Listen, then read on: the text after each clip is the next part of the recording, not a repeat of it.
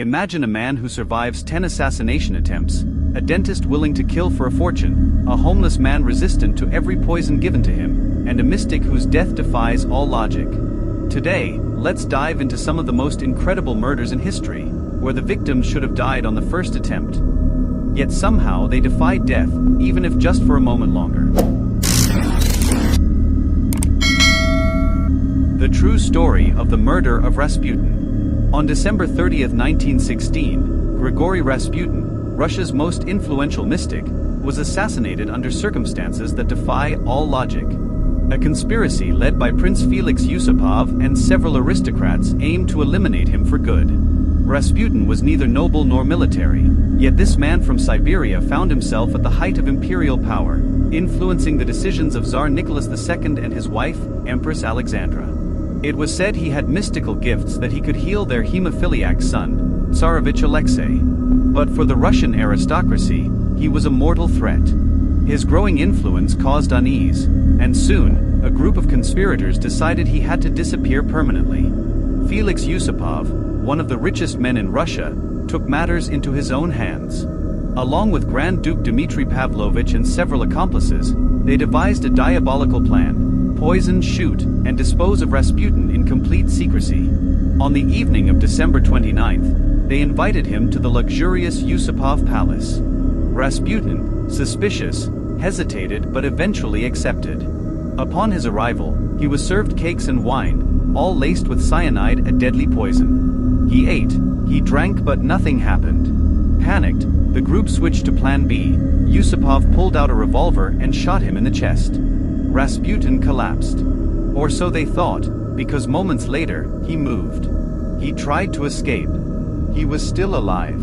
Another conspirator, Purishkevich, pulled out his gun and fired multiple times. A bullet to the back, then another to the head. This time, Rasputin stopped moving. They wrapped him in a cloth, tied him up with ropes, and threw him through a hole in the frozen Neva River, hoping the cold would erase their crime. The next day, the river police retrieved his body.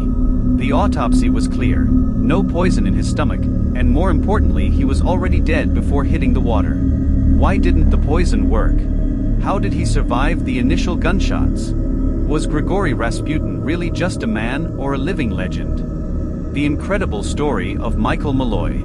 Michael Malloy was a homeless Irishman, a former firefighter who became an alcoholic after the Great Depression. A man alone, forgotten by all except for a group of 5 criminals. They called themselves the Murder Trust. Their plan was to take out multiple life insurance policies on Malloy, kill him discreetly, and collect $3,500 equivalent to around $70,000 today. The plan started slowly. They gave him unlimited alcohol, then replaced his drinks with antifreeze, turpentine, rat poison, and even horse liniment. Malloy survived every attempt. If poison didn't work, maybe food would. They fed him rotten oysters soaked in methanol and a sandwich filled with spoiled sardines and metal shavings. Malloy showed no signs of poisoning. They changed tactics. One freezing night, they left him drunk in the snow after pouring 5 gallons of cold water over his body. The next day, Malloy returned to the bar, frozen but alive, asking for another drink. Desperate, they hired a taxi driver to run him over at 45 to 50 miles per hour. Malloy was hospitalized after a brutal impact but recovered within weeks. In February 1933, they finally managed to kill him by forcing him to inhale gas through a tube inserted into his mouth while he slept. This time, he didn't get back up. Michael Malloy had finally died. He had survived everything except asphyxiation. The insurance company launched an investigation due to suspicious circumstances. An autopsy revealed traces of poison. The main members of the Murder Trust were arrested. 4 of them, including Marino and Murphy, were sentenced to death and executed in the electric chair in 1934. The story of the murderous dentist, Arthur Warren Waite. New York, 1916. Arthur Warren Waite, a dentist by profession and a killer by ambition, seduced Clara Louise Peck, heir to a wealthy family. His dream was to inherit a vast fortune, and to achieve this, he had to systematically eliminate his in-laws. His plan was to get rid of his mother-in-law, Hannah Peck, first. He contaminated her food with deadly bacteria. But the poison acted too slowly. Impatient, he switched to arsenic. On January 30, 1916, Hannah Peck died.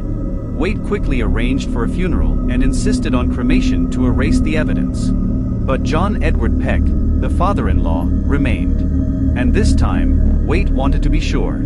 Arsenic in the tea. Poison in the meals.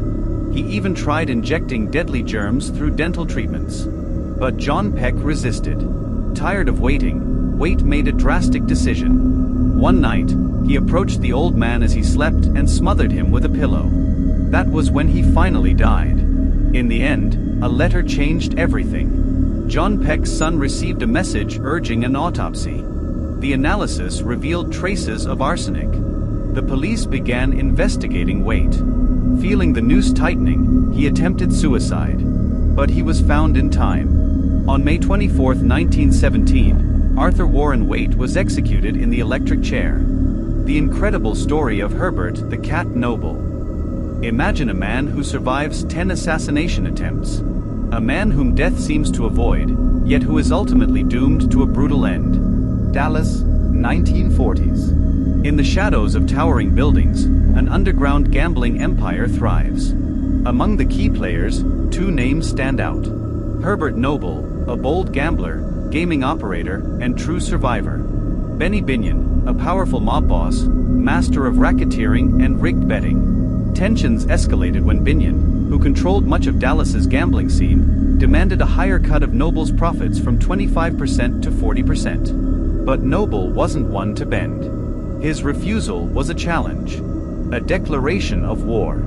And in this world, you don't say no without consequences. Between 1945 and 1951, Herbert Noble miraculously escaped 10 assassination attempts orchestrated by Benny Binion and his men. These attacks included street shootouts and bombings.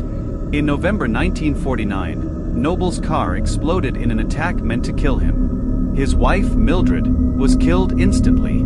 After his wife's death, Noble considered bombing Binion's house in Las Vegas using his private plane. But before he could execute his plan, the police kept too close an eye on him. He was arrested, and his plan fell apart. Binion, however, wasn't finished. He wanted to end it once and for all. On August 7, 1951, Noble was killed when a bomb hidden in his mailbox exploded. The blast tore him apart, ending his incredible streak of miraculous escapes. His nickname, the Cat, perfectly captured his uncanny ability to evade death despite repeated assassination attempts. His rival, Benny Binion, never faced the violent fate he deserved. Instead, he became a respected figure in Las Vegas, founding the famous Binion's Horseshoe Casino. These stories remind us of one thing: death doesn't always come when expected. So, which story fascinated you the most? Do you think some people have an extraordinary fate, or is it just a series of unbelievable coincidences? Let me know your thoughts in the comments, and don't forget to subscribe for more fascinating stories.